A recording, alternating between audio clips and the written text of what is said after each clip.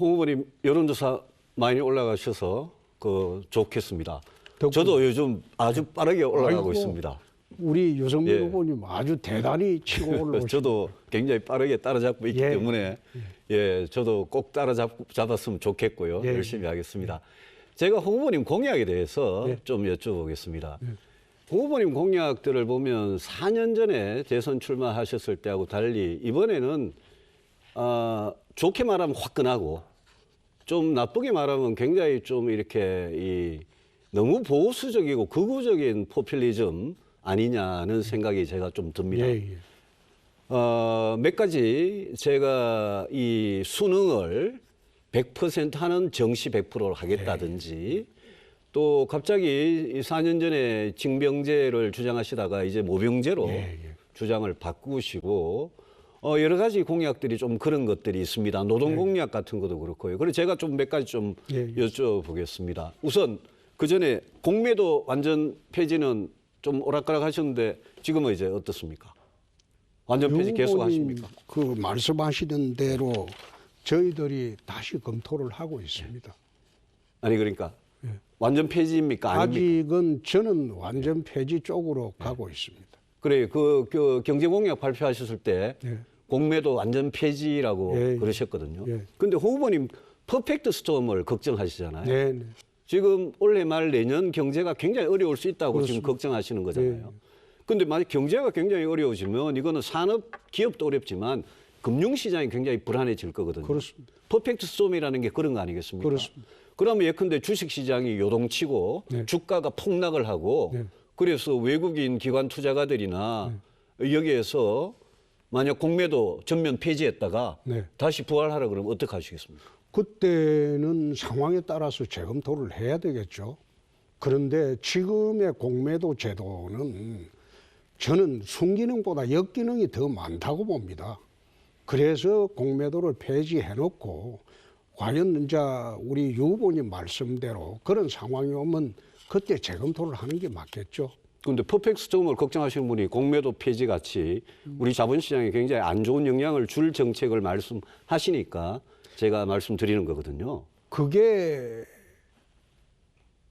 유 후보님 말씀대로 그런 영향이 나타날지 그렇지 않고 정시가 오히려 안정이 될지 우리나라 개미 투자자들의 보호가 더 될지 아직은 알 수 없죠. 아닙니다. 그거는 자본시장이 다 뚫려 있는 글로벌 자본시장이 거의 하나의 시장같이 돼 있는데 거기에 우리나라만 공매도를 완전 폐지하면 그러면 우리 자본시장에 굉장히 큰 충격을 줄 거라고 저는 봅니다. 그래서 저는 불법 공매도, 차입 공매도 이런 거는 좀 규제를 하고 또 이 공매도 이 상환 기간이 개인하고 기관하고 외국인 다른 거 이런 거는 좀 조정을 하자는 거죠. 그 정도 조정하면 되죠. 이걸 완전히 폐지하겠다 이러면 그건 굉장히 위험한 발상인데 바꾸실 생각 없습니까? 그거는 유 후보님 말씀대로 그런 부작용이 나타날 기미가 보이면 완전 폐지는 할 수 없겠죠.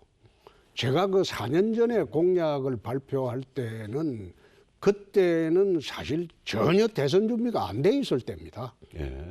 그리고 당에서도 공약을 말을 해주지 않았어요. 마련해주지 않았어요.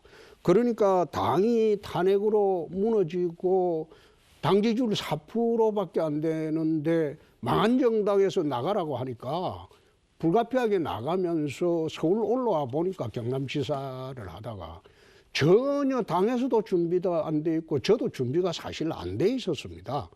그러나 지난 4년을 거치면서 공약을 많이 손질을 했죠.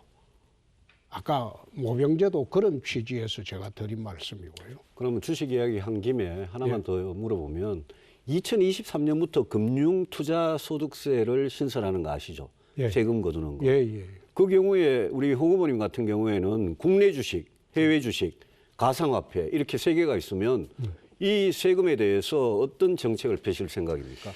그거는 전문가들하고 좀 상의를 해야 되는데 저희들 그 캠프에서는 아직 그거는 검토를 하지 못했습니다. 지금 예정으로는 국내 주식 투자에 대해서는 굉장히 가혹하고 해외 주식이나 가상화폐 투자에 대해서는 이게 국내 주식에 대해서는 더 이렇게 너그럽고요.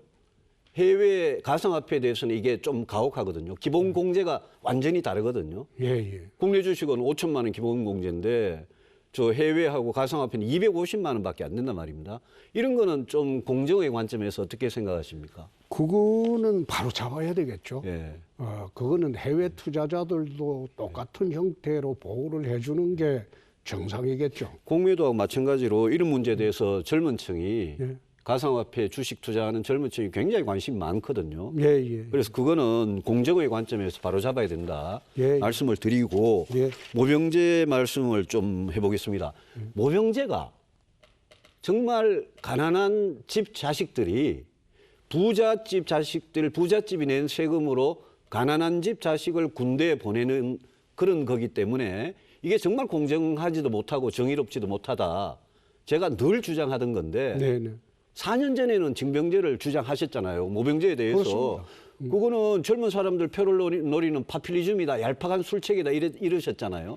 그때는 그 그랬죠. 왜 바뀌었습니까? 그게 이제 후보님 같이 예. 안보를 중시하시는 분이 저는 예. 모병제를 우리 안보 현실에서 또 우리 예산 현실에서 또 이게 정의롭지도 공정하지도 못한데 왜 모병제를 주장하십니까? 모병제라는 거는 지금 세계적인 추세가 모병제입니다. 그렇지는 않습니다. 그러니까 그렇지 않죠. 지금 모병제가 세계적인 추세라고 저는 알고 있고 아닙니다. 징병제로 하는 나라는 31개국으로 내가 알고 있습니다. 아니, 그보다 훨씬 많습니다. 예, 예. 그리고 왜 모병제로 가는가 하면 이게 지금 군대 자체가 복무 기간도 짧고 사실상 나이론 군대라고 하지 않습니까?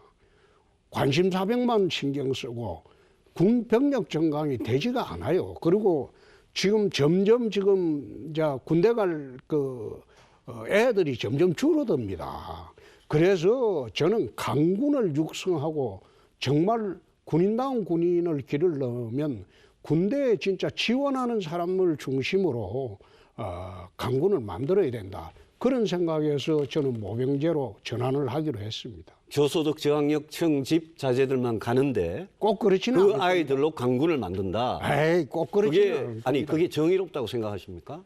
저는 그게 정의라기보다도 예. 그런 식으로 이분법으로 생각하면 중국 같은 경우에 지금 모병제를 실시한 지가 꽤 됐습니다. 근데 중국 같은 경우에 지금 지원율이 8대1입니다. 8대1로 지금 그 군대에서 모병제를 뽑고 있습니다. 근데 그래서 예. 저는 꼭 그렇게 볼 거는 아니다. 미국 같은 나라가 모병제를 해가지고 예. 이라크 전쟁, 아프가니스탄 전쟁하는데 예. 병력이 모집이 안 돼가지고 예. 징역 사는 사람들, 죄수들을 사면해주는 조건으로 군대에 보내고 예. 고등학교 갓 졸업한 18살을 보내고 군대에 가는 대다수 사람들이 흑인 아니면 히스패닉들이고 그거 잘 아시지 않습니까? 우리나라가 그렇게 안 된다는 보장이 있습니까? 저는 꼭 그렇게 볼 것은 아니다. 유력 집안의 자제들도 다 군대 갈 수가 있습니다. 홍 후보님. 그리고 예. 지금 그런 식으로 이분법적으로 봐버리면 참 그거 어느 정책이라도 실시하기가 곤란하죠. 아닙니다. 이분법이 아니고 홍 후보님 방위 갔다 오셨죠? 그렇습니다. 저는 뭐 우리 후보들 중에 예. 저는 병장 출시고 예. 방위 갔다 오시고 일병 다른 사람들은 출신입니다. 전부 다 군대를 안 갔다 오셔가지고 예, 예. 홍 후보님 방위 갔다 오신 거는 저는 높이 평가합니다. 근데 홍 후보님 대학생 강의 가셔가지고 예. 군대에 체질인 사람이 있다 이러시더라고요. 홍 후보님 군대 체질이십니까? 저는 아니죠. 왜 아닙니까? 군대 체질인 사람을 굳이 이제 일반 상식으로 판단을 해야 돼요. 아니요, 모병제 그런 말을 하는 사람들이 모병제 있습니다. 말씀하시면서 군대에 체질인 사람이 있기 때문에 그런 사람은 군대 가면 된다 이러셨더라고요. 그 말도 일리가 있는 말일 겁니다. 그러니까 우리 이제 병으로 갔다 왔을 때 군대에 이제 말뚝 박는 사람 이겁니까? 뭐 그런 것도 포함되겠죠. 홍 후보님은 군대 체질 아니신데. 저는 군대 체질은 아닙니다. 가보니까. 예. 근데 어떤 사람이 군대 체질입니까? 홍 후보님은 아닌데. 에이, 저는 군대 체질인 사람이 누가 있습니까, 에이, 도대체? 그걸 꼭 저도 현역병으로 가가지고 군대 체질 아니라서 군대에서 안 괴로운 사람이 누가 있습니까? 그 괴로운 일을 왜 가난한 집 자제들만 해야 되나 이겁니다. 저는 꼭 그래 생각하지 않는 게 좀 사는 집 자제들도 군대 가는 수 있습니다. 해병대 같은 거 안 보십시오. 예. 지금 해병대에 전부 징집이 되긴 하지만은 그거는- 공군이나 예. 육군 가면 편한데 해병대 지금 지원자가 10대 1이나 예. 됩니다. 근데 극히 예외적인 경우를 가지고 아니죠. 예외적인 아니요, 경우는 미국도 아니죠. 예외적이고 다 예외적이에요. 대만에 그저께 헤드라인에 대만군이 완전히 당나라 군대가 돼가지고 만약 중국이 대만을 침범하면 대만 군인들이 아이고 중국이 침범하면 미국이 와서 도와주겠지 이렇게 생각하는 거 기사 보셨습니까? 그건 본 일이 없습니다. 아닙니다. 그저께 산하게 났는데 네. 그게 월스트리트 저널을 미국에서 대만군을 아주 심층 리포트를 글에 썼는데 대만군이 바로 모병제로 전환해가지고 지금 군기가 완전히 해이해졌다는 겁니다.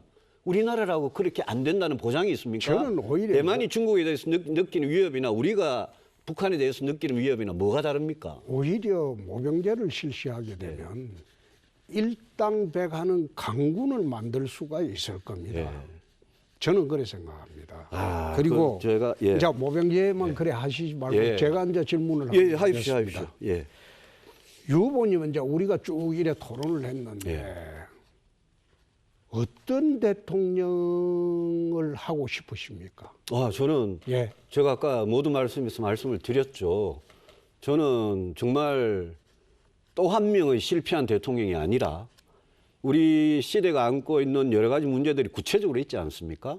그중에 저는 제가 대통령이 되면 경제를 다시 일으키는 경제 성장을 다시 일으키는 그런 대통령이 돼서 그걸로 일자리 만들고 소득 만들고 세금 나오게 해서 그걸로 저는 인구 위기하고 불평등을 해소하겠다. 딱 그 국가 전략을 가지고 있습니다. 경제부총리 하면 안 되겠습니까? 제가 대통령이 되면 예. 우리 홍 후보님을 법무부 장관으로 할까 싶은데 어떻습니까? 저는 법무부 장관 시켜주면 좋죠. 예, 뭐 그렇게 하겠습니다. 그런데 예. 저는 이게 이제 대통령에 이번에 출마하면서 박정희 대통령은 조국 근대화를 하신 분입니다. 그렇죠. 그렇죠? 예. 5천만 국민의 가난에서 이제 벗어나게 하신 분인데 홍준표는 대통령이 되면 조국 선진화를 한번 이루는 선진국 시대의 원년을 맞이하는 그런 대통령을 제가 한번 해보겠다. 그런 생각으로 대통령에 출마를 했습니다. 우리가 조국 근대화가 되고 난 뒤에 이미 이제 금년부터 선진국 시대에 들어왔지만은 정치, 경제, 사회, 문화, 대북, 안보, 국방, 외교 모든 분야가 우리가 개발도상국 시대의 체제나 그런 문화로 지금 되어 있거든요. 이 부분을 전부 선진국에 걸맞게 고치는 게 다음 대통령이 가장 해야 할 중요한 과제라고 저는 생각합니다. 동의합니다. 예. 네, 네. 예, 동의하고요. 예. 다만 홍 의원님 5년이라는 임기는 무지 짧거든요. 그렇습니다. 그러니까 대통령이 이것 찔끔 저것 찔끔 해가지고는 아무것도 바뀌어지는 게 없는 과거 대통령들이 다 그랬거든요. 네. 그러면 홍 후보님께서는 막연히 선진화 이러시지 말고 뭘 가장 중점적으로 하시겠습니까? 자, 정치 분야는 지금은 우리가 개헌을 할 수가 없습니다. 저기가 180석이기 네. 때문에. 그래서 제가 그 대통령이 되고 난 뒤에 2년 뒤에 있을 총선에서 정치 분야하고 경제, 사회 모든 분야의 헌법 개정을 한번 시도를 해보려고 합니다. 정치 분야 같으면 상하원 양원제를 도입을 하고 대통령 중임제를 도입을 하고 그리고 국회의원 국민 소환제. 요즘 뭐 국회의원이 돈 묻고 감옥 가도 월급 받고 안 나가고 하잖아요. 그래서 이거는 강제로 쫓아내려면 국민 소환제밖에 없으니까. 그리고 국회의원의 불체포 특권 이것도 없어야 됩니다. 물론 면책 특권 같은 경우에는 있어야 되겠죠. 그리고 이런 모든 분야의 개헌을 하면서 지방행정체제를 3단계에서 2단계로 바꾸고 말하자면 광역, 기초, 국가 이런 단계에서 전부 지방자치단체, 국가 이런 2단계로 바꾸고 이런 개헌을 우선 정치 분야에서 해보려고 합니다. 어떻게 생각하십니까? 예, 뭐 저는 뭐 상당 부분 동의하는 것도 있고요. 네. 저도 그렇게 생각하는 것도 있습니다. 있는데 제가 아까 그 모병제 이야기를 조금만 더 하면요. 홍 후보님 여성 징병제는 어떻게 생각하십니까? 그거는 시대의 흐름과 나는 맞지 않는다고 봅니다. 그러니까 홍 의원님이 어차피 모병제 주장하시니까 여성 징병제하고는 제일 거리가 먼신 분이죠. 그렇습니다. 그런데 여성이 지금 부사관이나 장교는 가지 않습니까? 그렇습니다. 그것도 일종의 예. 모병제죠. 그렇죠. 그거는 자원해서 그렇죠. 가는 거죠. 그렇죠. 근데 그러니까 여성이 그 모병제든 징병제든 여성이 부사관이나 장교는 가는데 병으로 가면 안 되는 이유가 있을까요? 글쎄요. 그거는 징집제도라는 거는 전 국민한테 이제 다 아니 징집이든 부여되는- 모병이든 아니, 여성이 그러니까. 병으로 가면 안 되는 이유가 있겠죠. 아이 가고 싶은 사람 병으로 갈 수도 있겠죠. 그러면 여성 모병제에 대해서는 찬성하십니까? 모병제는 지금도 하고 있잖아요. 아니요. 그 지금은 부사관 장교만 하는데 병에 대해서. 병에 대해서 그런 메리트가 있으면 지원을 할 수가 있겠죠. 말하자면 들어와서 일정 기간 지원병제죠. 그거는 일종의 징병제가 아니고 지원병으로 들어와서 일정 기간 복무하고 나면 국가에서 무슨 메리트를 줘야 되겠죠. 그거는 할 수 있다. 그렇습니다. 근데 홍 의원님 그 남자의 경우에도 모병제로 할 경우에는 대기업 초봉을 준다고 그러셨잖아요. 그렇습니다. 근데 지난 토론 때 모병제 할 경우에 10조밖에 안 된다고 그러셨거든요. 아니요. 그게 연 우리가- 10조입니까? 아니요. 조사를 해보니까 1년에 아마 증가되는 게 1조 한 3천억 정도만 증가된다. 그런 이야기를 합니다. 아니 우리 55만 현역병들한테 대기업 초봉을 주고 아니 저 병들한테 대기업 초봉을 주면 하사관은 더 줘야 될 거 아닙니까? 지금 대기업 초봉이 지금 한 월 350에서 400쯤 되거든요. 근데 하사관이 240만 원 받거든요. 하사가 병장보다 더 받아야 될 거 아닙니까? 아니. 예산이 엄청나게 드는 건데 그거를 연 1조밖에 안 든다 이러시니까 아니 예. 그게 현재 지금 부사관하고 장교들은 한 20만 명 되지 않습니까? 예. 그 다음에 일반 징집되는 병들은 30만 조금 넘죠. 그걸 전환을 할 때 드는 비용이 그 정도 된다. 예. 그렇게 이야기를 합니다. 모병제 전체 비용은요?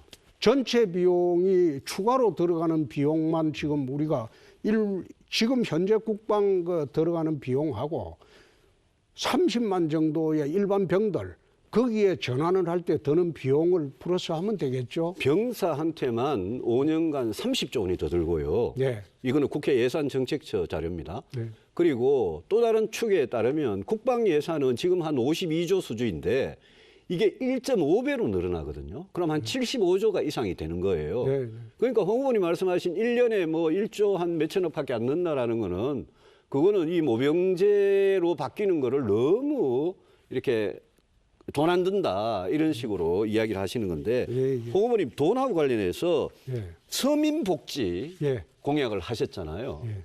그 홍 의원님은 서민복지 하시면서 홍 의원님 공약 들어보면 세금은 오히려 낮춘다. 소득세, 법인세, 예. 뭐 종부세, 뭐 재산세 다 낮춘다. 예. 세금은 그렇게 낮추면 그러면 홍 의원님이 나중에 복지를 어떻게 하실 겁니까? 문재인 대통령이 하는 복지에서 홍 의원님은 뭐를 이렇게 잘라낼 겁니까? 그게 이제 복지 체계를 정비를 좀 하고 예. 이중으로 지급되는 것도 조금 있는 것도 한번 정비를 해보고 예. 그리고 복지 관련 공무원 전달 체계도 지금 복잡하게 돼 있습니다. 그거를 갖다가 무슨 블록체인 기술인가 그걸 도입을 해서 한번 정리를 해보고 고정비용을 한번 줄여보자는 겁니다. 고정비용을 줄이고 그 다음에 부족한 부분은 다른 분야의 예산에서 선순위로 좀 끌어와 보자는 겁니다. 예산에 이제 우리가 편성을 할 때 내 예를 하나 이제 지난번에도 그런 말씀을 드렸는데 경남지사 할 때는 다른 자치단체보다도 우리가 정세를 한 것도 없어요. 근데 내가 한 6% 이상 복지 비용을 지출을 더 했습니다. 예. 다른 자치단체에서 31.3% 할 때 우리는 37.8%인가 했습니다. 글쎄요. 경상남도 복지가 홍 의원님이 도지사 하실 때 얼마나 개선이 된지 저는 잘 모르겠습니다만은 근데 경상남도하고 대한민국 중앙정부는 다를 거고요. 홍 의원님 구체적으로 내가 대통령이 되면 문재인 대통령이 하던 복지 중에 이거는 내가 커트하겠다, 날리겠다 이런 게 있습니까? 보편적 복지는 저는 시행을 하지 않을 겁니다. 어떤 보편적 복지? 말하자면 국민 전체에 예. 일괄적으로 지급되는 그런 복지보다는 그것은 가난한 사람한테 좀 더 집중적으로 지원하는 그 제도를 채택을 할 그러면 겁니다. 아동수당 없어지고 살만한 사람한테는 그 줄 필요는 아동수당 없죠. 없어지고 그다음에 기초노령연금 그거는 제 이야기는 예. 아동수당이 없어지는 게 아니고 예. 아동수당 중에서 일정 그 금액 이상의 소득이 되고 재산이 되는 분한테는 그분들은 안 받아도 되니까. 예, 좋습니다. 그럼 그러니까 그걸 가난한 사람한테 몰아주자는 거죠. 기초노령연금은요. 아니 그것도 마찬가지죠. 예, 그럼 모든 거를 네. 모든 거를 이제 어려운 분들한테만 지급하자. 그렇게 봐야 되겠죠. 그러면 무상급식은요. 무상급식도 저는 지금 이게 옛날부터 문제가 됐잖아요. 옛날부터 문제가 됐는데 예산의 집행의 우선순위 문제지 않습니까? 무상급식하고- 지금은 그게 일반화가 돼버렸어요. 무상급식하고 무상보육도 그렇게 줄이실 겁니까? 그게 제가 이야기하는 거는 없애는 게 아니고 그 돈을 받아서 별로 가게에 도움이 안 되는 계층은 딴 걸로 대치를 해주는 게 맞지 꼭 그 돈을 지급을 해야 되느냐 그 뜻입니다. 홍 후보님 재정개혁, 행정개혁 중에요. 아까 말씀하신 것 중에 공무원 수를 대폭 줄인다고 말씀하셨어요. 저도 문재인 대통령이 공무원을 17만 4천 명 늘린 거 옛날부터 지금까지 계속 비판했습니다. 그런데 공무원이라는 게 이거 한번 딱 늘어나면 공무원 법에 따라 가지고 해고가 자유롭지 않거든요. 그러면 홍 후보님께서 공무원 수를 대폭 확 줄인다고 이렇게 말씀하셨던데 무슨 수로 줄입니까? 해고합니까? 해고한다는 게 아니라 우선 그게 문재인 정권 들어와서 너무 방만하게 늘어났으니까 저 동의합니다. 예. 그러면 공무원을 정원을 할 때 정원을 덜 하면서 차츰 자연 소멸되는 걸 기대를 해야죠. 그러니까 그건 동결이죠. 그렇습니다. 동결인데 자연 소멸하면 그만큼 뽑는다는 이야기 아닙니까? 저는 공무원 예. 가지고 예. 일자리를 만들자는 그런 생각은 처음. 그러면 자연 소멸하는 그걸 놔두고 5년 동안 공무원 안 뽑겠다 이겁니다. 아니 그건 극단적인 이야기고. 아니요, 대폭 확 줄이겠다고 말씀하셔놓고 정부 지금 답을 못 하시면 아니, 어떡합니까? 정부 통폐합을 하겠다고도 이야기했습니다. 예. 그럼 고위공직자들을 많이 줄이는 셈이 되죠. 고위공직자 그래가지고 몇 명이 줄겠습니까? 지금 공무원이 113만 명인데 예. 그걸 도대체 그러니까 확 줄이겠다는 거 이거는 사실이 아니네요. 결론적으로 5년 동안 공무원 예. 정원하는 걸 동결하는 방향으로 갈 겁니다. 동결하면 문재인 정부 숫자하고 똑같이 간다. 문재인 정부가 임명한 공무원들이 자연 도태되는 경우가 있을 겁니다. 그러면 그 홍 후보님께서 서민 선심성 예산 줄이고 공무원 줄여가지고 그 예산으로 복지하겠다는 말이 이게 참 좀 쉽지 않고 안 맞는 말 같아서 제가 자꾸 드리는 말씀입니다. 경남지사 때 다 해봤습니다. 경남지사하고 대한민국하고 같겠습니까? 그래서 경남지사 때 그거 해가지고 내가 그 흑자 도정을 아마 한국 사상 최초로 해본 일이 있습니다. 그거는 뭐 저도 기록을 찾아보겠습니다. 그리고 그 수능 100% 정시 100% 이거 진짜 하십니까? 그렇게 추진하려고 합니다. 그러니까 수시를 0%로 줄이고 정시를 100%로 하는데 그 정시도 전부 다 수능 100%로 한다. 그렇습니다. 이거는 우리 학부모들, 학생들 관심 굉장히 많은 거거든요. 그 분야는 단계적으로 한다는 거죠. 홍 의원님, 예. 홍 의원님 그렇게 하면 왜 고등학교를 왜 다니겠습니까? 제가 학부모고 제가 학생이면 아니 정시가 100%고 그것도 전부 다 수능만 100%고 하는데 그러면 학생부에 교과가 있고 비교과가 있는데 그 내신 같은 거는 반영 안 한단 말입니다. 저는 그러면 내신은 저 안 하려고 같으면 합니다. 학교 안 가고 검정고시 치고 빨리 대학 가고 학원이나 열심히 다니고 수능 문제나 딸딸 배우고 그러면 되지. 이거는 공교육을 완전히 없애자는 이야기 같은데. 그런데 참 그 질문하시는 게 극단적인 상황만 가지고 아닙니다. 하시는데. 홍 의원님이 하도 극단적인 공약을 많이 하셔가지고 유 후보님. 예. 옛날에 우리 시대에 그런 적이 있었지 않습니까? 가장 공정하게. 그러니까 과거로 돌아가자니 그때는 과거가 본고사가 아니죠. 있었죠. 그럼 아니, 본고사 부활합니까? 본고사는 부활하면 안 되겠죠. 그러니까 수능 시험을 1년에 2번 쳐가지고 예. 수능 시험만 가지고 정시 100%로 뽑고 예. 모든 대학이 지금 포스텍이라고 포항공대 있지 않습니까? 포스텍 같은 데는 정시 0%에 수시 100%입니다. 예. 그런 학교까지 다 정시 100%로 하라. 예. 이게 극단적인 정책이지 어떻게 제 질문이 극단적입니까? 이건 너무 극단적인 정책이거든요. 극단적인 정책이 아니고 아니 과거의 제도가 공정했다고 나는 보는 겁니다. 과거 언제 말입니까? 아니 옛날에 예. 수능 가지고 대학 가던 시절이 있었지 않습니까? 그때가 공정했다. 그렇습니다. 실력 사회고. 그러면 학교 사실 서민의 자식들은 예. 스펙 쌓을 기회가 없어요. 아닙니다. 정시를 100%를 하고 이거 수능만 100% 하면 수능이 학부모들이나 학생이 굉장히 부담이 되는 시험입니다. 이거 왜냐하면 이거 학원 제일 많이 가야 되는 겁니다. 그럼 강남 8학군에 엄청나게 몰릴 거고. 예? EBS에서 예. 70% 이상 출제하게 하고 아무리 EBS 70% 해도 나머지 30%는 학원 가야 거기서 변별력이 생기는데 이 공약은 저는 정말 철회하시는 게 맞다고 생각합니다. 그건 대통령 되고 난 뒤에 검토하겠습니다. 아니 그런 식으로 이야기하면 나중에 이재명 후보하고 예? 저 토론할 때도 아 그거는 대통령 되고 나서 검토하겠습니다 이러시겠습니까? 그럴 경우도 있죠. 공약만으로 지금 다 집행을 할 수가 있습니까? 그런데 그러면 이런 공약을 왜 하시냐는 거죠. 아니 예. 왜 하는 게 아니고 제가 지난번에 장관상 받고 뭐 뭡니까 그 스펙 가지고 그렇죠. 수시 들어가고 부모 찬스 벤처 예, 그런 조국. 걸 내가 쳐다보고 예, 이거는 예. 불공정하다. 예, 그러니까 조국 사태를 보고 아니, 예? 나는 그전에도 이거 막 그런 거 수시 다 많았잖아요. 없애버리고 정시해야 되겠다. 아니 그거는 그런 경우가 많았잖아요. 많았죠. 많아서 그런데 학교 생활 종합 그 기록부 예. 그러고 그 학생부에 예? 비교과에 거기에 그런 게 특히 많거든요. 물론 교과도 내신 성적이나 수행 평가에서 그런 불공정한 게 있을 수 있죠. 그런 걸 공정함을 유지하면서 고등학교 공교육을 살려가면서 될 수 있으면 사교육을 없애가면서 수시 정시를 어떻게 하냐 여기에서 균형을 찾아야지 어떻게 조국 사태 하나 났다고 그렇게 극단적인 교육 정책을 하시냐 이겁니다. 그러면 예. 대통령 되고 난 뒤에 다시 한번 살펴보겠습니다. 대통령 되려고 지금 국민 앞에 공약을 하는 건데 아 이거 좀 이상하면 대통령 되고 나서 다시 살펴보겠습니다. 이러시면 되겠습니까? 그런 말을 할 수밖에 없죠. 제 생각이 아니죠, 지금 아니죠. 공약을 낼 때 잘 내셔야죠. 아니 그러니까 공약을 낼 때 잘 내는 게 아니고 예.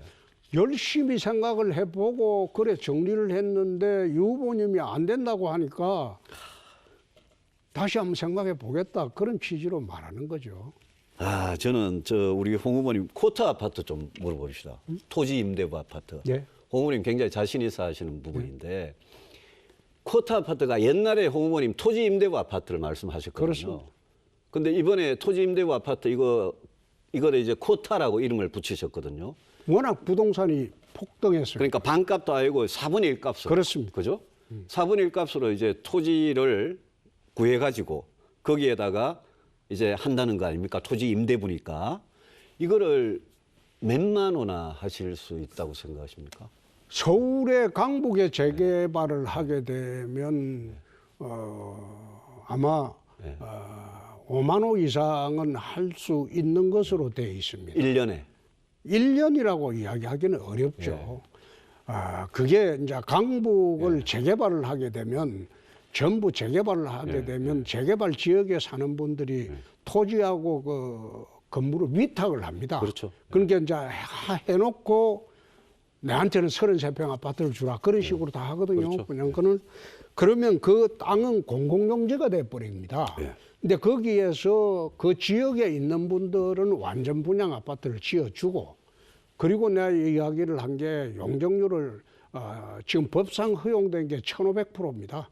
1,500%까지 재개발 지역 내에서는 쿼터 아파트를 지을 수가 있다는 겁니다. 절반은 예. 근데 그 이 코타 아파트가 홍 후보님께서 옛날에 토지 임대부 이 방식을 법안을 발의하셔가지고 이걸 노무현 정부 때 함했다가 실패를 하고 이명박 정부 때 이 서초구하고 강남구에 이걸 했습니다. 보금자리 안에. 예. 그래서 주변 시세가 분양가가 6억인데 이 토지 임대부는 2억에 분양을 했어요. 그렇습니다. 근데 나중에 시간이 지나니까 이 시세가 비슷하게 돼가지고 토지 임대부 이걸 받은 사람은 자기가 완전히 로또 당첨된 것 같이 돼버렸단 말입니다. 그건 아니죠. 그래서 제가 그거는 왜 코타, 반값, 원가 이게 전부 다 기본주택, 이재명의 기본주택 이게 전부 다 상당히 이게 문제가 있다고 생각하냐 하면 우리 시민들이 원하는 거는 그냥 집값을 전반적으로 전월세를 전반적으로 낮춰달라는 원하는 거지 무슨 로또 아파트를 그것도 모두에게 돌아가지도 않고 일부 소수만 로또 당첨되는 그런 아파트를 달라 이거는 굉장히 불공정한 거거든요. 그게 지금 근데 이명박 정부 때 실제 해본 서초구하고 강남구에 해본 경험이 결국 그리 됐어요. 로또가 돼버렸어요. 오해를 하고 계시는데 예. 거기에 환매 조건부를 붙입니다. 판매 조건 뭐 압니다. 그렇습니다. 예. 근데 그러니까 이명박 10년 정부- 지나서 10년 아니, 지나서 로또가 됐다고요, 이게. 10년 지나면 그때는 이미 소유를 인정을 해줘야죠. 아니죠. 이거는 불공평한 문제죠. 6억 주고 민간 분양을 받은 사람하고 2억에 토지 임대부 분양받은 사람이 똑같이 10년이 되면 가격이 비슷해져 가지고 로또 아파트 당첨된 사람은 로또가 되면 이거는 저는 불공정한 정책이라고 생각합니다. 꼭 그런 식으로 말씀하시면 예. 지금 강남의 아파트 당첨되는 거는 다 그렇습니다. 그렇죠. 맞습니다. 다 로또잖아요. 그래서 그 분양 제도를 개선하자는 게 지금 많이 이야기가 나오지 않습니까? 분양제도를 지금 몇 대 정권에 걸쳐서 예. 다 개선을 해도 예. 분양을 받으면 바로 로또가 되는 세상이 그렇습니다. 돼버렸는데. 그러니까 분양을 받으면 바로 로또가 된다는 거는 그만큼 아파트 가격이 올라갔다는 이야기거든요. 그렇습니다. 그러니까 공급을 늘리고 세금 줄이고 재개발 재건축 규제 풀고 용적률 규제 풀고 이래가지고 전반적인 시세를 낮추자는 건데 홍 후보님이나 우리 윤석열 후보님의 코타 아파트 또 원가 아파트 또 우리 원효령 후보님의 반반 아파트 이재명 후보의 기본주택 이런 게 전부 다 이 원리가 비슷해요. 그래서 저는 이런 로또를 하는 건 아니다 이런 생각이거든요. 동의하지 않으십니까? 그거는 동의하기 어렵습니다. 예. 토지 임대부 하시겠다. 그렇습니다. 뭐 5만 원 정도 해가지고 그게 무슨 영향이 있겠습니까? 집값 안정에는 큰 도움이 되죠. 5만 원 해가지고 그러면 그게 그 어떻게 집값 주변에 안정이 있는 되겠습니까? 주택들이 다 그 안정이 됩니다. 그거는 꼭 그런 건 아니죠. 아니요. 토지 임대부 5만 원을 한다고 우리 지금 부동산 가격이 안정된다. 서울 부동산 가격만 잡으면 예. 전국 부동산 가격이 다 안정이 됩니다. 저도 그건 동의합니다. 예. 그럼 토지 임대부 이거는 이제 임대료를 내는 거죠, 계속. 몇십만 원씩 임대료는 됐든. 고밀도로 올라갈수록 예. 자기 부담하는 예. 그 점용하는 그 그렇지만 토지 토지 면적이 임대부니까 임대료를 적기 내겠죠. 때문에 예. 임대료가 극히 싸집니다. 아니 그러니까 임대료는 어차피 내는 거죠. 그렇습니다. 그러면 전세 살든지 월세 살든지 하지 이걸 굳이 토지 임대부에 환매 조건부까지 있는데 이거 할 이유가 꼭 있겠습니까? 그렇지는 않죠. 그래서- 자기 집이죠. 그래서 시세 차익이 로또가 된다는 겁니다. 제 말씀은. 그러니까 이거는 로또 아니면 장기 전세거든요. 이거는 전세는 아니죠. 자기 집이죠. 자기 집인데 네. 환매 조건부 되면 그게 장기 전세하고 비슷하다는 거예요. 시세 차익을 실현을 안 해주니까. 그러면 로또를 안 만들어주는 아파트가 되지 않습니까? 아니 그렇죠. 그러니까 그렇죠. 10년 미만은 로또가 아니고 장기 전세고 10년 이상은 로또다 이 말이죠. 10년 이상 거기 살았으면 예. 자기 권리를 인정해 주는 것도 상식이잖아요. 근데 그게 이제 불공평한 정책을 왜 굳이 해야 되냐라고 제가 묻는 겁니다. 글쎄요. 그것만 불공평합니까? 아니 그래도 지금 아파트 정책 전부 아니, 불공평한 걸 그래도 않습니까? 하나씩 고쳐 나가야지. 예. 그럼 이번에 제가 한번 예. 보겠습니다. 북핵 문제를 국민들이 굉장히 고민을 하고 있습니다.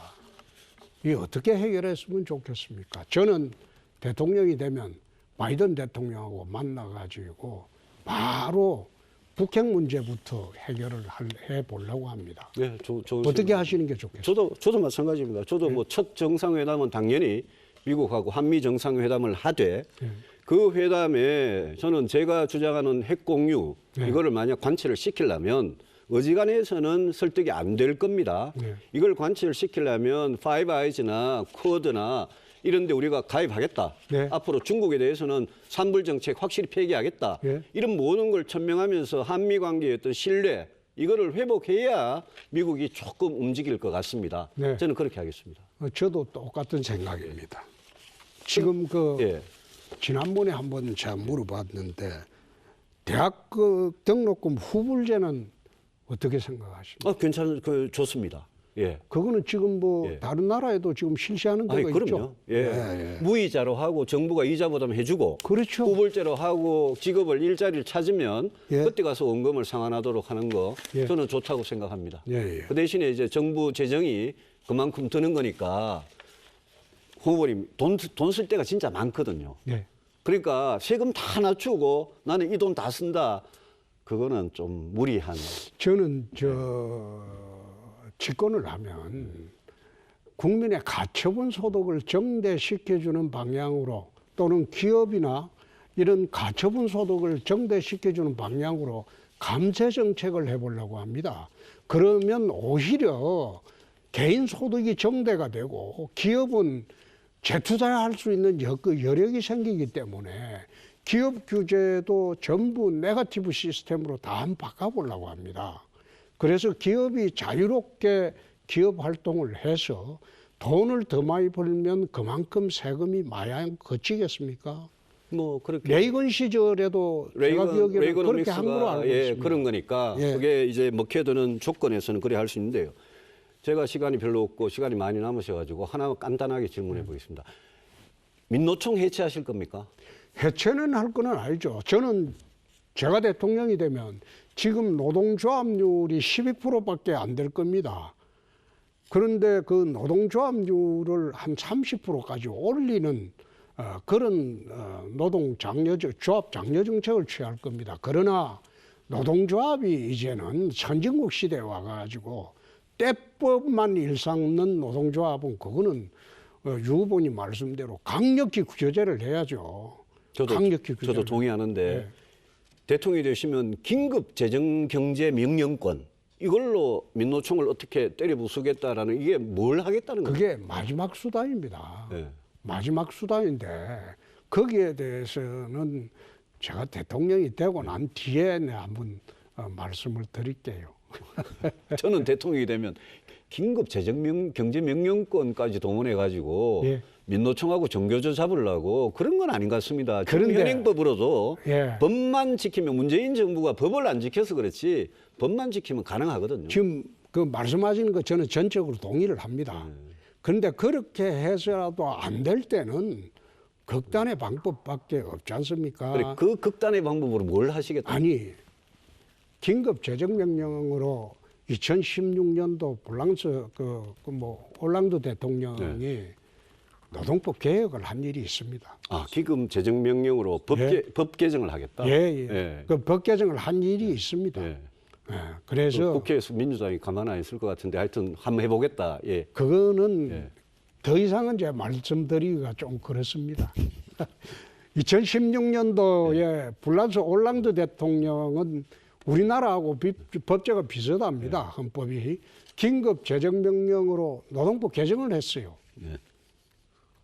그런데 그게 의회에서 사실상 프랑스 국민들의 전폭적인 지지를 바탕으로 이게 통과가 되어버렸어요.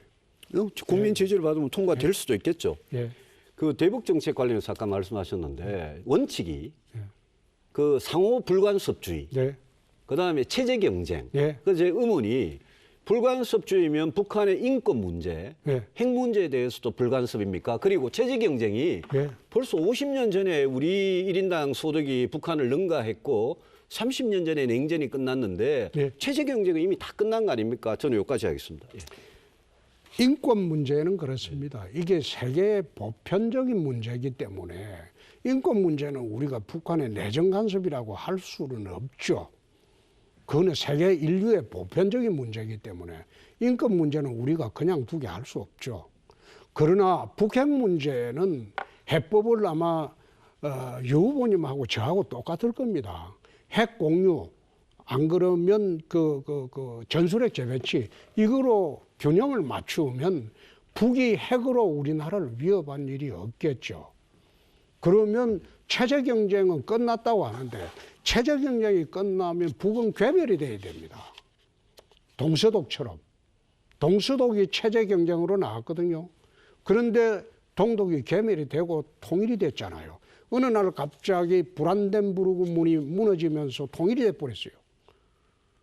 마찬가지로 91년도 남북 기본 합의서를 보면 이 세 가지 원칙이 딱 천명이 되어 있습니다. 91년도 남북 기본 합의서에 상호 불간섭, 그다음에 불가침, 그다음에 건전한 체제 경쟁. 근데 91년에 남북 기본 합의서를 지금 2021년으로 끌고 온 것도 이상하고, 불간섭이라 그러면 보통 지금 북한이든 과거의 중국이든 과거 소련이든 자기 나라의 인권, 민주주의 이런 문제를 개입하는 걸 제일 싫어하는 내정 간섭이라 그러거든요. 근데 불간섭이라는 게 무슨 이야기입니까? 그게 다른 거는 불간섭하겠다는 거고, 단지 인권 문제는 그건 인류 보편의 문제지 않습니까? 그거는 우리가 간섭을 하는 게 맞겠죠. 그리고 91년도 그게 나는 가장 올바른 방향이라고 봅니다. 북한이 그게 시키면. 과거하고 문제가 아니라 제일 올바른 방향으로 봅니다. 예. 알겠습니다. 자, 오늘 2부 마스 토론은 1부와 상당히 좀 달랐습니다. 치열한 정책 현안을 놓고 홍준표, 유승민 후보가 치열한 공방을 이어갔습니다. 저희가 시청자 여러분께 좀 양해를 구해야 될 것이, 이 유승민 후보 말씀하시다가 좀 타이머를 건드리는 바람에 시청자 여러분들 보시기엔 타이머가 좀 꺼졌기 때문에, 다만 시간은 보이지 않았지만 저희가 두 후보께서 잘 관리를 해주셨다는 말씀 저식 시간 봤습니다. 예, 앞에선 보셨고요. 알겠습니다. 자, 이제 어느덧 2부 토론을 마무리할 시간이 왔습니다. 아직 나중에 남북 비핵화 공동선언 등 남북 관계에 대한 얘기를 하시다가 마무리가 안 됐는데요. 마지막 마무리 발언 1분씩 두 후보께 드리겠습니다. 좀 정리하시는 말씀을 해주시죠. 역시 유승민 후보 먼저입니다. 예, 이제 당원과 국민의 선택이 며칠 남지 않았습니다. 여러분의 선택이 정권 교체를 할 수 있느냐, 그 성패를 결정하고 더 나아가서 대한민국의 명운을 결정합니다. 저는 정말 그동안 오늘의 이 순간을 위해서 많은 준비를 해왔습니다. 제가 국민의힘 후보가 되면 이재명 후보의 정책, 도덕성, 자질에 대해서 제가 모든 면에서 압도해서 반드시 이겨서 여러분께 대선 승리 보장해 드리고, 그리고 성공한 정부 만들겠습니다. 저 이제 여론조사에서 아주 무섭게 올라가고 있습니다.